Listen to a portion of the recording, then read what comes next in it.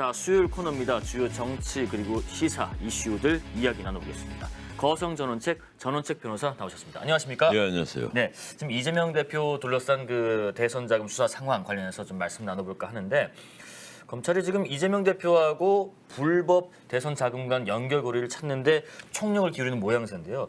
그래서 근데 궁금한 게 지금 검찰 수사망을 쭉 들여다보다 보면 자금을 만든 사람 그리고 중간에 전달하는 사람 그리고 최종적으로 전달하는 사람들은 다 그런 일이 있었다라고 하는데 김용 씨만 부인하고 있는데 민주당에서도 진술 왜 나오는 게 뭐 있냐고 하고요. 예, 이번에 8억 4,700만 원 이것만 해도 그렇죠. 이 나무기가 돈을 마련을 했고 그러니까 1,050억을 그 챙긴 나무기가 돈을 마련을 했고 그리고 그게 한 사람을 거쳐서 이제 유동규에게 전달이 된 정민용을 거쳐가서 유동규에게 전달이 됐는데 그 유동규는 김용에게 주었다. 그런데 이 과정에서요. 김용은 나는 받지 않았다. 이제 이런 얘기를 하는데 이게 말이 안 되는 게 이 사람들이 하나씩 다 자기를 보호할 증거들을 다 갖춰 놓은 것 같아요. 그렇습니까? 예, 남욱은 남욱대로 다 입증 자료를 다 챙겨 놓았고 마치 그 이게 대장동 게이트가 그 대중들에게 큰 이슈로 부각이 된 것이 정영학 회계사가 모든 자료를 챙겨 놓았기 때문에 터진 겁니다. 이게 녹음까지 다 해놓았고. 마찬가지로 남욱도 이 변호사잖아요. 그렇습니다. 이러니까 자신이 살 어떤 이 근거 이건 다 챙겨놓은 거예요. 다 체증해 놨겠죠. 그래서 자기가 언제 유동규에게 뭐 어떻게 주었고 정민영을 통해서 주었다, 누굴 통해서 이모 씨를 또 통해서 주었다. 이걸 다 근거를 마련해 놓고 다 체증을 다 해놓은 거예요. 그 유동규는 그냥 했겠느냐고요. 유동규가 그러면 저 사람이 이 나름대로 다 지금까지 그 살아온 과정을 보면 정말 치열하게 산 사람인데 그 김용에게 죽었을 때 자기도 이 배달 사고로 오해를 받지 않기 위해서 자료를 다 챙겨놓은 거예요. 이게 이 앞에 지방선거 때 그 보면 그 지방선거 때 자금을 주었다는 거 아니에요. 그때도 보면 제가 이 자료를 쭉 갖고 왔는데 혹시 동아일보 그 그래픽 있으면 띄워주시죠. 이모 대표가 처음에 이제 12억을 마련해서 남욱에게 주었고 남욱은 그걸 그 4억이 사라진 채 8억만 그 김만배에게 갑니다. 그리고 김만배는 거기서 또 돈이 한참 줄어서 3억 6천만 원이 유동규에게 가요. 그리고 그것이 이제 김용에게 전달이 된 것이 김용과 정진상에게 1억 원과 5천만 원이 전달이 됐단 말이에요. 돈이 계속 주네요. 돈이 계속 준 거예요. 그런데 나중에 얼마 전에 그 뭐 뉴스에 나왔지만은 김용이 1억 원을 돌려주었다. 이제 이런 말이 또 나옵니다. 저 김용이 아니고 유동규가 1억 원을 돌려주었다. 그 말이 그만큼 그 유동규는 배짱이 짙다는 얘기입니다. 이 나머지 사람들에 비해서 나머지 사람들은 뭐 김만배만 하더라도 자기 그가 챙긴 이익이 3천억이잖아요. 그리고 이 저수지에 가령 이 그 대장동 게이트로 인한 총 그 수익 1조 원이 넘는 수익에 있어 나머지 돈들. 그러니까 김만배가 3천억 챙겨가고 이 남욱이가 1,050억 챙겨가고 또 정영학이가 또 챙겨가고 나머지 돈들. 이 나머지 돈들은 어디에 잠겨 있느냐 하는 문제가 있는데 그걸 알고 있는 사람이 누구겠어요? 김만배.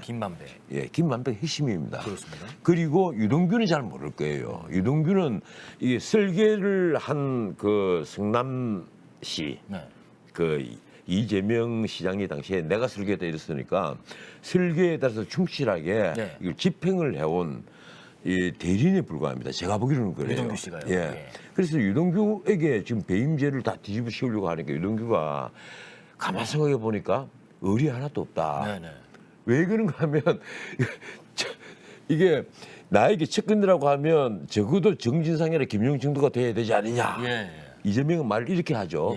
그리고 또 나중에 그 김문기가 극단적인 선택을 했을 때 이재명 시장이 뭐라고 얘기하는가 하면 내 하위 직급이라서 시장 때나 그걸 잘 몰랐다. 이렇게 얘기를 해버린 거예요. 이러니까 유동규가 이번에도 기자들에게 얘기를 했지 않습니까? 무슨 소리냐. 호주하고 뉴질랜드 갔을 때 골프 치러 가서 카드카로 같이 탔다. 내가 돈 다 내고. 나하고 시장하고 김문기하고 같이 다 탔다. 이런 증언을 해버린단 말이에요. 네네네. 그건 사실 법정에서 해야 될 증언인데 밖에서 막 밖에서 얘기해버리죠. 기자들에게 얘기를 해버리거든요. 그러면서 또 얘기를 하죠. 내가 앞으로 두고 봐라. 말려 죽이겠다. 그 말이 의미심장하더라고요. 그 뭔가 하면 모든 과정에 자기가 최정을 나름대로 다 해놓았고 모두 다 알고 있다는 얘기예요. 예. 지금 이게 이재명 시장이요. 네. 지금 민주당 또 내부에서 지금 굉장히 고민을 하고 있다고 알려져 있는데 네. 이재명 시장이 보통 문제가 아닙니다. 왜 그런가 하면 공직선거법 위반에 이 허위사실 유포, 가령 김문기를 몰랐다는 사실이라든가 국토부로부터 협박을 받아서 토지 용도를 4단계는 올려줬다. 예. 이런 문제에도 증거가 워낙 명백하니까 검찰에서 기소를 하면서 적극적인 표시를 했다. 허위 사실을 표시했다. 예. 이렇게 얘기를 한 겁니다. 예. 이 말은 벌금 100만 원 이상 나올 가능성이 높다는 얘기란 말이에요. 거기다가 성남FC 후원금 사건은 이미 두산건설 대표를 기소를 할 때 그게 딱 그 이재명 정진상과 공모하여 딱 이런 못을 박아놨어요. 예, 예. 그 추가 기소한다는 얘기입니다. 그렇겠죠. 거기다가 지금 태국에 있는지 베트남에 있는지 잘 모르겠지만 태국에 있는 것으로 검찰은 파악하고 있는데 네. 그래서 법무부 차관이 직접 가서 이 김승태를 좀 돌려주세요. 좀 잡아주세요. 예. 이렇게 공조를 부탁을 할 정도였는데 김승태가 돌아오면 뭐 변호사비 대납 사건 이거 명백해집니다. 거기까지요. 이게 어느 정도가 하면요. 100억 원 설이 있고 20억 원 설이 있고 예. 이 100억 원 설은 그 이른바 박영수 특검의 친척인 이모 씨를 통해서 100억 원이 이미 건너갔었다. 그 돈이 결국은 변호사비 그 대납에 쓰인 돈이 아니냐. 네. 이런 의혹이란 말이에요. 그렇습니다. 그 이게 보통 문제가 아니에요. 이것도 그 증거는 거의 다 검찰이 확보하고 있다고 봐야 됩니다. 네. 이것뿐만이 아니잖아요. 지금 이 이재명 시장에 관련된 가장 큰 사건은 국민적 의혹을 갖고 있는 사건은 바로 대장동 게이트하고 네. 그리고 백인동 옹벽 아파트 이것도 업자가 3천억을 챙긴 건데 네. 이게 이재명 성남시장 선거 캠프에서 본부장을 했던 그 김인섭이라는 자가 개입을 하자 토지 용도가 4단계가 올라가고 그리고 이 나중에 100% 이 임대 아파트로 하기로 했던 것을 네. 90%를 민간 분양을 했습니다. 네네. 그래서 3,100억이나 되는 이익을 안겨줬단 말이에요. 꾼에게. 그러면서 김인섭은 70억을 받아먹었어요. 예, 예. 그런데 그럼 그 돈이 다 업자가 다 챙기느냐. 언론도 그리고 이 전문가들도 절대 업자가 3천을 다 못 챙깁니다. 이 얘기란 말이에요. 예, 예. 그럼 그 돈 또 얼마가는 재수지에 잠겨가 있다. 문제는 지금 재수지 찾는 것이 제가 알기로도 언론사에서 아마 이걸 찾는 이 기자들이 네. 열심히 좀 뛰고 있는 기자들이 있다고 저는 알고 있습니다. 찾으면 또 특종이겠죠. 대특종이죠. 예. 그리고 오늘은 유동규 씨의 뭐 추가 폭로는 없었지만 또 다른 사실이 보도가 되는데, 그러니까 지난해 9월에 검찰이 유동규 씨에 대해서 압수수색하기 직전에 정진상 씨가 여러 차례 연락을 하면서 유 씨를 설득하는 메시지가 나왔다는 건데 텔레그램에서 이랬답니다. 검찰이 포렌식을 해보니까 지난해 9월 두 사람 간의 메시지요. 정진상, 유동규 씨에게 보냅니다. 안 좋은 마음 먹지 말고 통화하자 동규야 하면서 수차례 유동규 씨의 연락을 시도했고, 그러와서 유동규 씨가 나와서 석방되고 얼마 전에 얘기했죠. 일주일도 안 된 휴대폰 버리라고 해서 버렸다가 난리가 났다. 근데 이 맥락을 보면요, 변호사님. 지금 창문 밖으로 집어던진 휴대전화에서 이 메시지가 나왔다는 거고, 맥락상 상황을 고려해 보면 유동규 씨가 행여나 극단적인 선택을 할 걱정을 했다든가 아니면 정진상 씨에게 좀 불리할 수 있는 내용을 검찰에 진술할 것 우려를 해서 보낸 게 아닌가. 어느 쪽이라고 보세요? 저렇게 연락을 수차례 수십 차례 한 거는. 지금 예.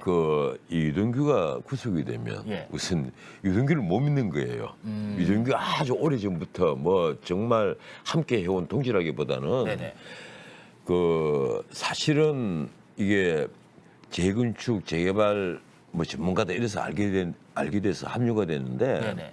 이 유동규를 그동안 쭉 겪어오면서 사실 시간도 그렇게 길지 않았고 그리고 그렇게 깊은 관계를 유지할 어떤 모멘텀이 없었단 말이에요. 예, 예.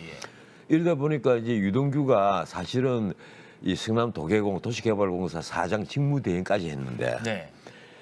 그래서 모든 설계대로 이게 대장동 게이트를 다 움직여온 사람인데 예, 예. 이 사람과 이 전화기 안에 정무방이라는 게 있었다 하는 얘기가 있잖아요. 네. 지금 언론사에서 그 추적을 하고 있는데 네네.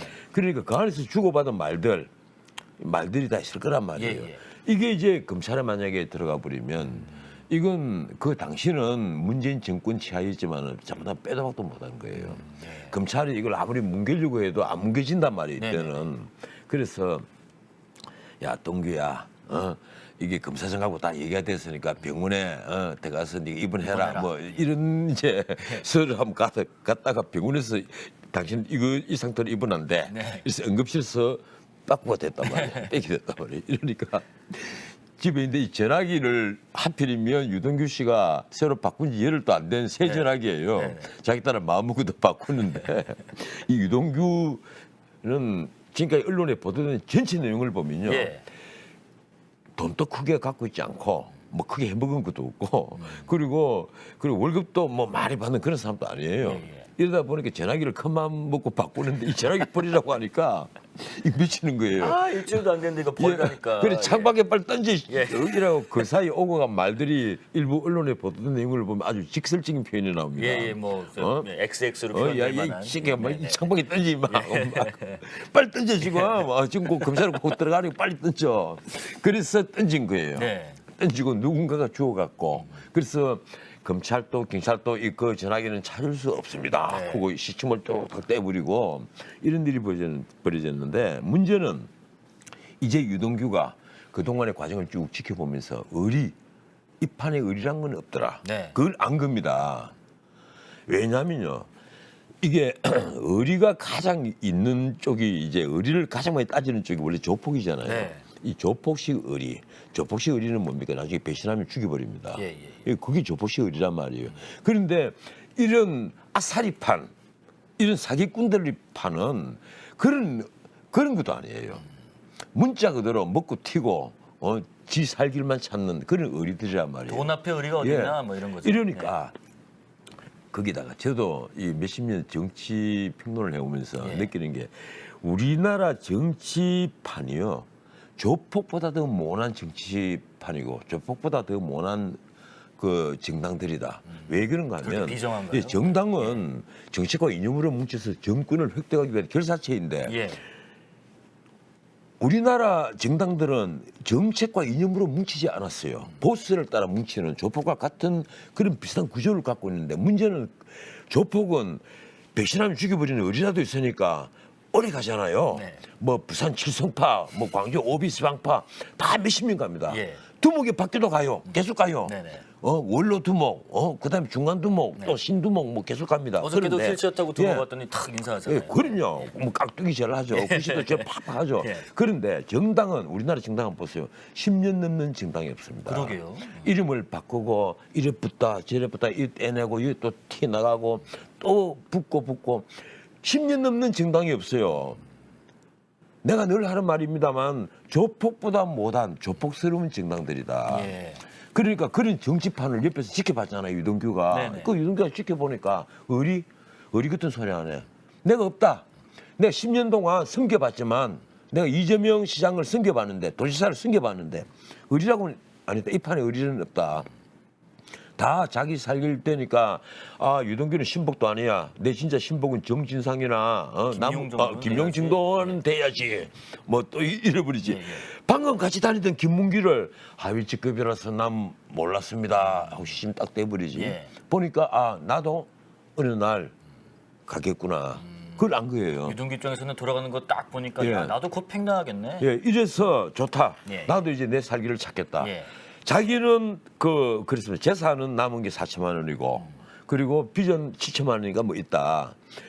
자기보다 보수도 적게 받는 이 사람들 보니까 정진상도 뭐 아파트 다 챙겼고 빚 없이 아파트 챙기고 김용도 그랬고 나는 뭐냐? 나는 지금 집도 절도 없다. 나는 더 잃을 것도 없다. 이제 이런 얘기예요. 이러니까 좋다. 나도 이제 말려 죽이겠다. 나만 두고 봐라. 생각하겠다. 예. 내 입은 가만히 있지 않겠다. 네. 이제 이거 그래서 스모킹 건이 돼버린 겁니다. 그렇겠습니다. 스스로 스모킹 건이 돼버린 거예요. 네. 왜 총 딱 손총 있잖아요. 우리 총을 쏘느냐 연기가 폭 나오고 있단 말이에요. 아니 요놈이 바로 그 핵심적인 증거를 이제 앞으로 분출할 예. 당사자가 돼버린 겁니다. 어제 그 박지원 전 원장도 이제는 유동규의 시간이다라는 표현하셨는데 한번 쭉 추가적으로 어떤 폭로를 할지 한번 계속 지켜보고요. 이 얘기 좀 넘어가 보겠습니다. 지금 민주연구원 사무실을 압수수색하고 김용 부원장을 구속한 것을 두고 민주당에서는 야당 탄압이다라고 주장하고 있는데 급기야 어제 헌정 사상 처음으로 대통령 시정 연설에 처음부터 불참하는 일까지 벌어졌는데 윤 대통령 오늘 출가하면서 어제 상황에 대해서 생각한 바를 언급했습니다. 그 얘기 듣고 말씀 이어가 보겠습니다.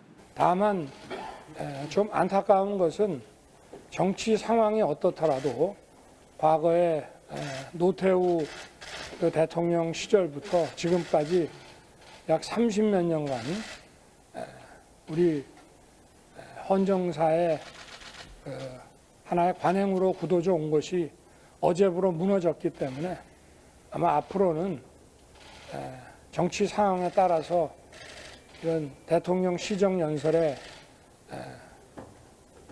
국회의원들이 불참하는 이런 일들이 종종 생기지 않겠나 싶고 그것은 결국 대통령뿐만이 아니라 그 국회의 국민의 신뢰가 더 약해지는 것이 아니냐. 국회를 위해서도 과연 그것이 바람직한 것인지에 대해서 생각해 볼 여지가 있습니다. 그래서 좋은 관행은 어떠한 어려운 상황이 있더라도 지켜져야 되는 것이라고 생각합니다. 어제 참 나쁜 선례가 만들어진 건가요? 나쁜 슬리 민주주의가 예. 이 발전하려면요. 제가 이 민주주의에 관한 그 책을 한 권 썼었는데 그 예, 예. 책을 쓰면서 자료를 쭉 모아가지고 이 그리스 때부터 근래 가린 조은동 교수의 책까지 모든 자료를 다 모아서 민주주의를 쭉 연표를 만들고 공부를 해보고 하니까 그 자유의 적들이라는 책인가요? 아니 그 말 잡초하고 상이라는 잡초하고 책입니다. 상이. 거기 이제 부제는 시민의 직결인데 네, 네, 네. 이게 공부를 해보니까 네. 그런 게 있어요. 거기에 각주가 765개나 붙어가 있습니다. 오, 네. 저는 남에게 표지를 못하니까 그걸 붙여놨는데 이 공부를 해보니까 민주주의는 뭔가 하면 절차와 관리를 쌓아가는 겁니다. 이게 그게 이제 성숙되는 과정이에요. 민주주의가 어느 나라든 그 나라에 알맞는 독특한 민주주의가 형성이 됩니다. 물론 대통령제, 내각제 뭐 혹은 이원 집정부제라 그는 이 분류할 수 있는 제도들이 있고 네. 다 그 틀에 맞춰서 움직입니다만은 그래도 각 나라의 그 문화에 맞게 성숙이 되어가는 거예요. 네. 그럼 우리나라의 경우는 간에 87 체제가 등장을 하고 이 5년 단임제 대통령제가 되면서 한때 5년 단임제 되자 말자 막 바꾸자 이거 안 된다 중임제로 바꾸자 막 이랬는데 그래도 한번 해보자. 예. 해보자. 저는 그렇게 생각해요. 나름대로는 조금 그 일부 폐단은 있었지만 외국은 레임덕이 일찍 온다라든가 이런 네네. 폐단은 있었지만은 그런데도 나름대로는 성공적이었다. 지금까지 이어지고 예, 있죠. 최소한 우리나라의 이제 독재는 사라졌다 하는 것은 이제 확고히 그 확립된 하나의 민주 큰 기둥이 된 겁니다. 아니다 싶으면 국민들 예. 정권 교체를 하니까요. 그리고 그런 그 또 세부적인 여러 가지 관리 중에 하나가 바로 이 그 대통령의 국회 연설이에요. 예, 예, 시정. 뭐 시정 연설이라든지 여러 가지 대통령 원할 때 연설을 그 좀 하고 싶어 하고 또 그리고 국회는 그 대통령의 연설을 박수를 치면서 경청을 하고 그걸 대상으로 비판을 할 수도 있고 네네. 그리고 가령 미국 같으면 이런 것이 이제 연두교수로 정착이 되어 있습니다. 근데 우리는 예산안을 내고 이게 대통령이 국회에 와서 연설을 하는 게 지금 하나 이제 관례화가 돼 가고 있는데 예. 지금까지는 이 정권이 아무리 반대를 하더라도 이 국민의힘도 자유한국당 시절에도 그랬고 일단 팻말을 들고서라도 그 연설을 하는 데는 참석을 한단 말이에요. 듣긴 들었단 말이죠. 예. 뭐 중간에 나가더라도. 예, 근데 이번엔 완전히 비어져 버렸어요. 예, 예. 그리고 저는 또 한 번 그런 생각합니다. 어제 제가 이 윤석열 대통령 연설을 쭉 저도 이 TV 중계를 쭉 봤습니다만 네. 그 기립 박수를 치고 환호를 하고 이 군데군데 박수를 못 쳐서 안달을 하는 이 국민의힘 국회의원들도 제가 보면요. 좀 그랬나요? 예, 아직까지는 좀 이건 아니다 싶어요. 이 경청을 하고 대통령이 왜 이런 말을 할까? 네. 나는 이게 전체 틀을 쭉 보면서 우리 대통령이 이제 경제 공부가 굉장히 기본 상황이 어떻다는 걸 이제 좀 알고 있구나 하는 데 깨달았습니다. 예. 이제 조금 알고 있구나. 그런데 근데 이게 예산을 처음으로 뭐 축소를 했다. 전년도 예산보다 아니죠. 전년도 예산보다 엄청 늘어난 거죠. 문제는 이제 지금 윤석열 대통령의 말은 전년도 예산에다가 추경을 했지 않느냐. 이 추경까지 보태면 그거보다 줄어든 것 하지만 그거까지 얘기를 해서는 안 되죠. 본 예산은 늘었단 말이에요. 네네. 그래서 사실은 아직도 제가 보기에는 지출 구조조정을 해야 될 부분이 굉장히 많이 있는데 윤석열 대통령이 거기에 대해서 제대로 설명하지 않았다. 저는 그렇게 봅니다. 요 얘기 짧게 여쭤보고 넘어가야 될 것 같습니다. 시간 관계상.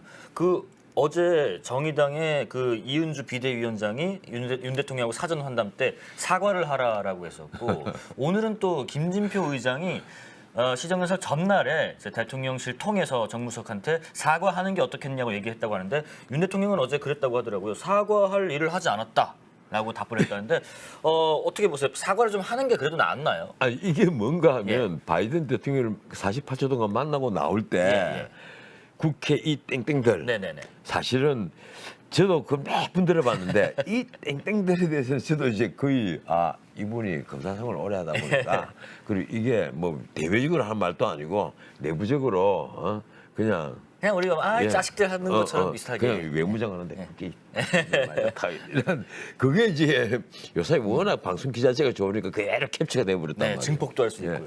그러면 저도 이미 방송에서 얘기를 했었습니다. 누가 같으면 내가 이게 캡처가 된지 몰랐는데 정말 미안하다. 이게 부시간에 과거 검찰 때 말버릇이 나왔는데 앞으로 좀 조심하겠다. 네. 정말 이것 때문에 이 속이상에서 우리 국회의원들 네네네. 혹시 또 미국 국회의원들 대단히 미안하다 이렇게 한번 치고 넘어가 버리면 되는데 이걸 한 말씀도 안 하고 있다가 어제는 또 표현을 그렇게 했단 말이에요. 나 사과를 하지 않았다 이러는데 사실 어제 같은 날에 이재명 제1야당 대표가 되어 있잖아요. 네. 자연스럽게 만나서 악수도 하고 이 차도 한 잔 같이 마시고 이러면 그 뒤에 또 수사가 어떻게 이루어지고 뭐 어떤 문제가 터질지 몰라도 일단은 국민들이 그래도 시스템대로 돌아가는구나 이게 안도를 할 텐데 연설을 하는데 180명 지금 169명이죠. 169명 맞죠? 네네네. 이 169명 자리 텅 비어 있단 말이에요. 완전히. 무슨 국민의힘 의원총회장 같았어요. 그리고 그게 또 동조하는 사람들도 또 일부가 또 빠졌고 비서석이 이러니까 좀 보기가 그래요. 이 횡한 그 자리를 보면서 한쪽에서는 기립박수를 치고 환호를 하고 하는데 과연 이런 풍경이 오늘 21세기 대한민국 이 민주주의 국가라고 하는 이 문민국이라고 하는 대한민국의 의정 풍경이라고 볼 수 있느냐 좀 아니라고 봅니다. 자 그리고 문재인 정부에서 임명된 전현희 국민권익위원장 얘기 좀 해볼까 하는데 오늘 브리핑을 하나 있는데요.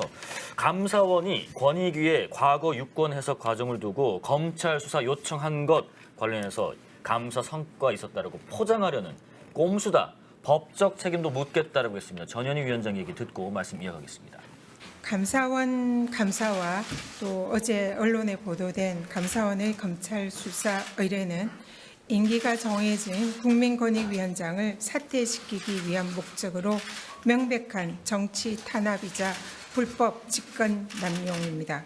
이러한 감사원의 불법적인 직권 남용 감사와 감사 과정에서 벌어진 개인정보법 위반이나 명예훼손이나 다양한 불법 사항들 그리고 또 직권 남용 부분에 관해서 현재 검토된 그런 법적 내용을 근거로 감사원장과 사무총장, 감사원 관계자 그리고 관련자들을 최대한 빠른 시일 내에 강력하게 법적 대응을 할 것입니다.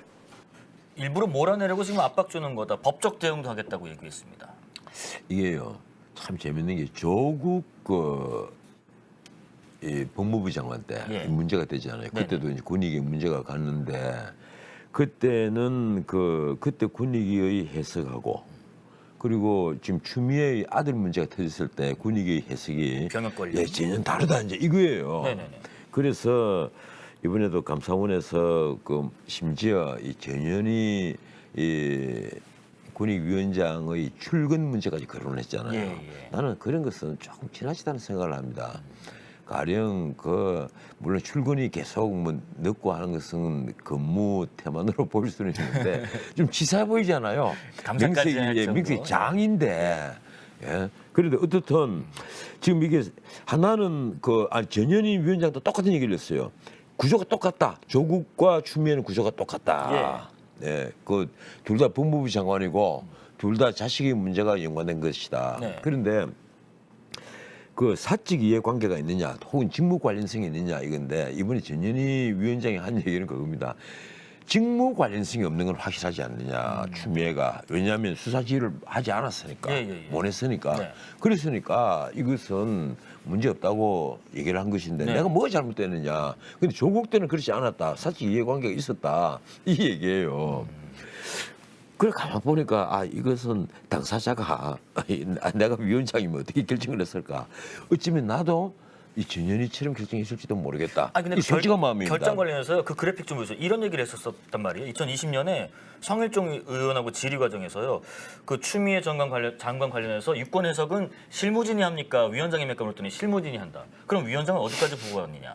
실무진 의견이 국회나 관련 기관에 전달되기 전에 보고받는다. 그럼 위원장은 의견 내는 거 전혀 없냐? 없다라고 했는데 위원장이 전혀 의견을 내지 않을 수가 있나요? 또 민감한 현안 나올 때마다 실무진들이 알아서 했다라고 얘기하는 게 조금 책임 회피는 아닌가 싶기도 해요. 아니 그런데 그 전체적인 톤을 보면 최종적으로는 위원장이 책임지고 결정한다. 아마 이런 걸로 저는 알고 있습니다. 요 그때도 전체적인 톤은 그랬어요. 네네. 생일종 그 의원하고 이 질의응답 과정에서 요것만 보면 이 실무진이 다 결정을 하고 새로 만들어서 올리면 위원장은 나는 뭐 아무것도 하는 게 없다 이런 것처럼 보였는데 그게 아니고 아마 어젠가 그저께인가 뭐 기자들이 물었을 때 답변도 아마 그렇게 했을 겁니다. 최종적인 책임은 위원장이 진다고 했을 텐데 네네네. 어떻든 이게 전현희 위원장이 딱 문제는 하나예요. 이게 정권 차원에서 임명을 한 거란 말이에요. 권익위원장. 근데 다른 위원장도 많습니다. 다 마찬가지예요.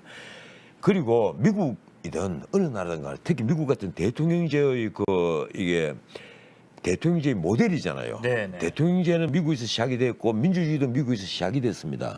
그 민주주의에서 대통령이 딱 바뀌면 대통령이 임명하는 자리는 다 물러납니다. 전부 다. 다 물러납니다. 그게 민주주의 하나의 중요한 관례예요. 그리고 그렇게 돼야만 합니다. 그래야만 대통령 책임제가 비로소 완성이 되는 거예요. 그런데 지금 우리나라의 경우에는 이른바 알박계란 말이 나오잖아요. 그러니까 문재인 대통령만 하더라도 자기 퇴임 전에 와장창 엄청난 숫자를 알박계란 표현으로 다 때려 넣어놨단 말이에요. 임명시키고. 그런데 전현희 위원장만 하더라도 좀 퇴임해라. 그리고 방통위원장 있잖아요. 퇴임해라. 안 하잖아요. 술은 새 부대에 담아야 된다. 그런 표현이 있죠. 이런 얘기가 언론에서도 나오고 있고 사실도 나오고 있고 그냥 물러나도 되지 않을까 하고 주변에서도 권유를 하는데도 끝까지 무슨 그 자리에 좋아서 그런 건지 아니면 그 자리에 있어야만 자기 진영에 대한 책임을 다하는 것인지 끝까지 버틴단 말이에요. 그게 장관급이든 차관급이든 제가 지켜보는 입장에서 그리고 평론하는 입장에서 제가 들을 수 있는 얘기는 이건 아니다. 대통령 책임제에 있어서는 대통령이 바뀌면 이게 단순히 이건 메리트 시스템이나 스포츠 시스템이 아닙니다. 역관주의 문제가 아니에요. 이거는 역관주의 문제가 아니라 대통령이 책임제의 기본적인 정신과 연결되는 문제입니다. 자기 자신이 책임을 지는 문제에서 대통령은 누구나 이 필요한 포스트에 다 자기 사람을 앉혀놓고 싶어합니다. 자기가 믿고 신뢰하고 자기의 정책이 그대로 시행될 수 있는 정치 철학의 관을 공감할 수 집행할 수 있는 그런 사람들이 있어야만 되겠다고 생각을 하는데 그게 앞으로 1년, 2년 그런 사람들이 앉을 수 없단 말이에요. 임기가 다 있으니까. 심지어 거의 한 3년 가까이.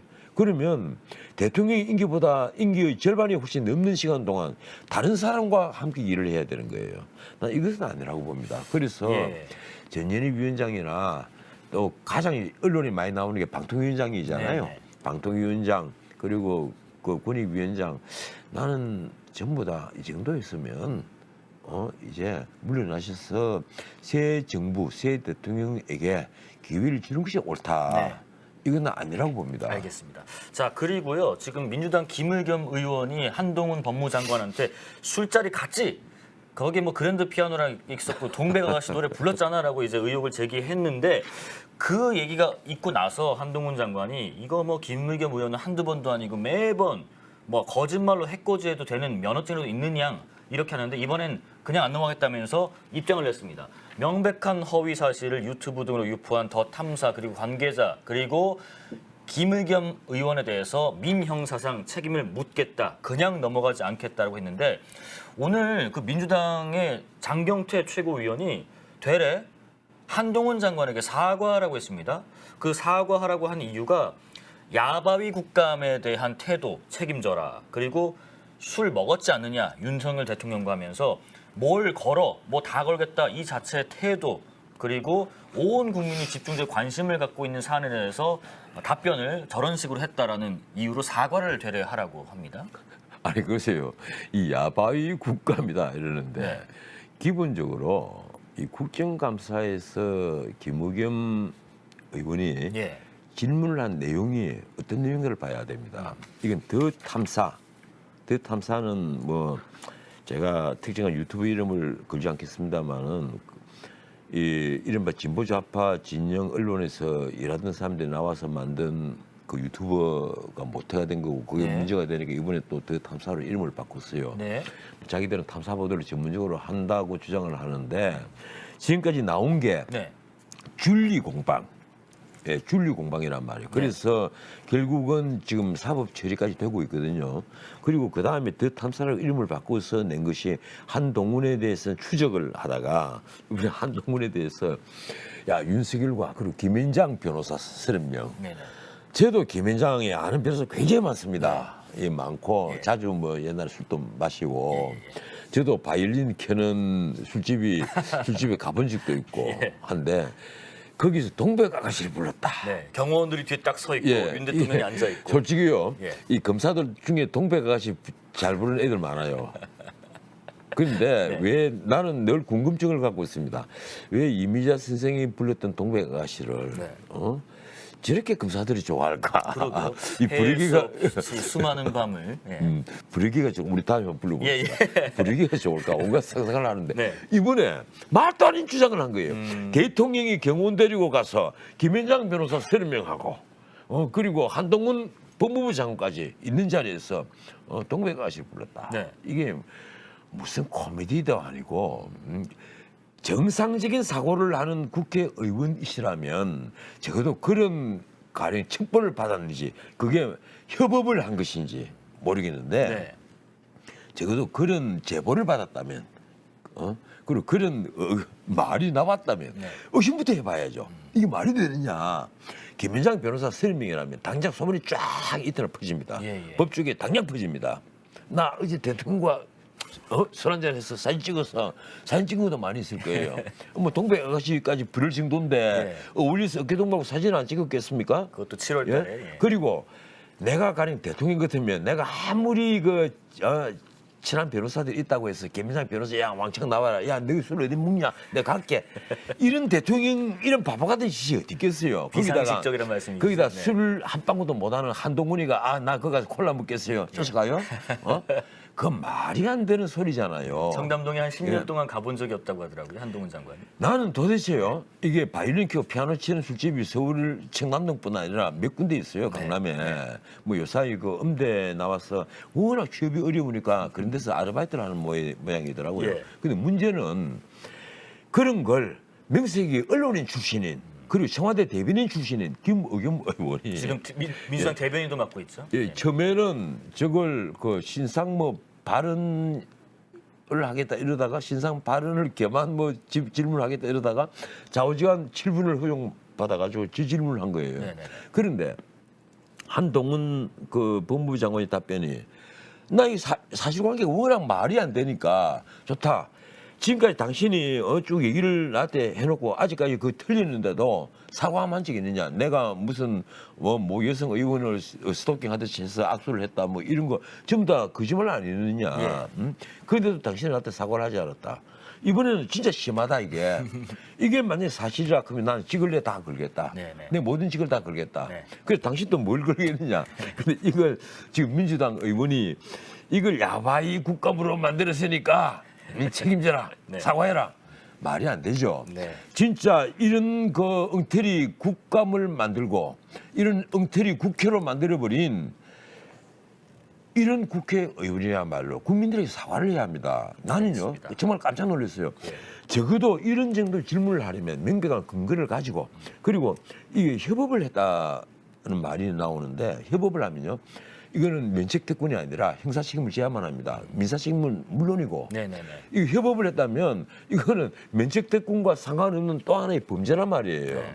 예? 그래서 과연 이 협업을 한 것인지 제보를 받은 것인지 알겠습니다. 그걸 김의겸 의원이 명백히 밝혀야 되고 예. 그리고 무엇보다도 김의겸 의원이 이런 불명확한 사실을 예. 가지고 완전히 국회를 국정감사장을 봉숭아 학당으로 만들어버린 그래서 전 국민을 막 웃긴 것까지는 참 고마운데 속 상하게 한 데 대해서는 국민들에게 사과를 해야 합니다. 오히려. 야 네. 이건 아닙니다. 자, 김미카엘라님이 이런 의견 주십니다. 그랜드 피아노와 첼로는 트로트 동백 아가씨와 맞지가 않다. 이런 바보가 어딨다는 의견 주십니다.